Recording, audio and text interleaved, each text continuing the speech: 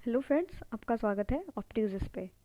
आज हम ग्लोसरी के अंतर्गत क्रॉस डोमेस्टिक प्रोडक्ट को देखेंगे, जो कि मैक्रो इकोनॉमिक्स का बहुत इंपॉर्टेंट पार्ट है। इसके अंतर्गत हम नेशनल इनकम को मेज़र करते हैं। मतलब जब नेशनल इनकम को मेज़र करेंगे तो हम जीडीपी का यूज़ करते हैं।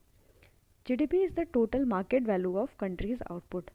जो हमारे कंट्री में आउटपुट प्रोड्यूस हो रहा है, मतलब गुड जो प्रोड्यूस हो रहे हैं, उसकी जो टोटल मार्केट वैल्यू होती है वही जीडीपी होती है। मतलब जब जो नंबर ऑफ गुड्स हैं उसकी और सर्विसेज है, उसकी जो मार्केट वैल्यू है, टोटल मार्केट वैल्यू, उसको हम किसके अंतर्गत जोड़ते हैं? जीडीपी के अंतर्गत जोड़ते हैं। It is the market value of all final goods and services produced with in a given period of time. और जो मार्केट वैल्यू होती है किसी भी फाइनल गुड की, यानी इसमें हम इंटरमीडिएट गुड नहीं लेंगे, इसमें हम कौन सा गुड लेंगे? फाइनल गुड, यानी फिनिश्ड गुड।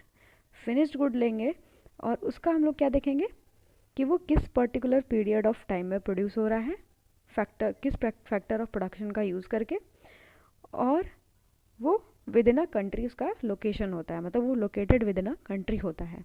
मतलब आपका फैक्टर ऑफ प्रोडक्शन भी कहाँ होगा?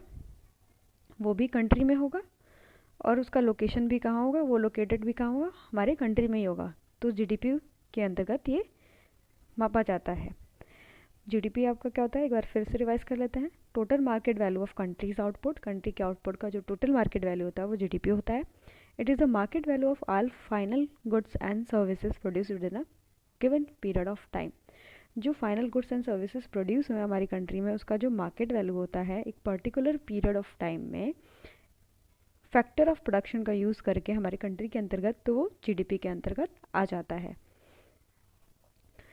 जीडीपी और जीएनपी में हम डिफरेंस देख लेते हैं, क्या होता है।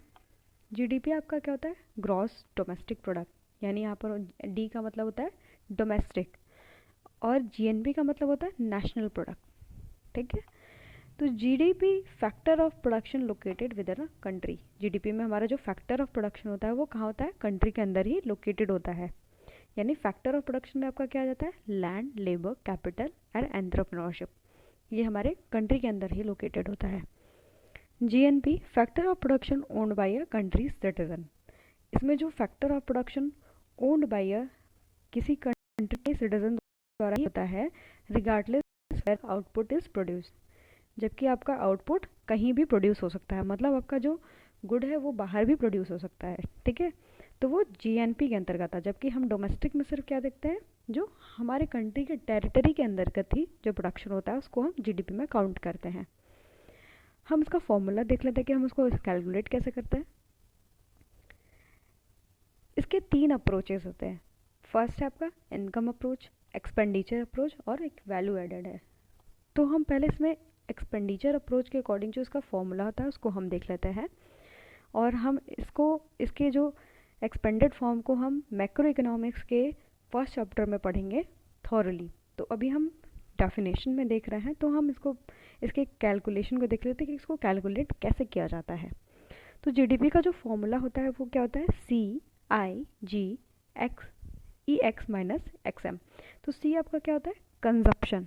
आप कितने गुड्स का और सर्विसेज का कंजप्शन कर रहे हैं, आपने कितना इन्वेस्टमेंट किया है, कंट्री में कितना इन्वेस्टमेंट हुआ है। और गवर्नमेंट, गवर्नमेंट में कितना रेवेन्यू जनरेट हुआ है। और नेट एक्सपोर्ट देखते हैं, तो नेट एक्सपोर्ट इक्वल्स टू क्या होता है? Export minus import. हमने कितना एक्सपोर्ट किया और कितना इम्पोर्ट किया, तो वो हमारा क्या हो जाता है? नेट एक्सपोर्ट हो जाता है। तो आपका जो इसका सम होता है, total sum of these force, ये क्या होता है? जीडीपी हो जाता है। यानी consumption plus income plus government plus net export आपका हो जाता है जीडीपी। तो जीडीपी क्या हो गया?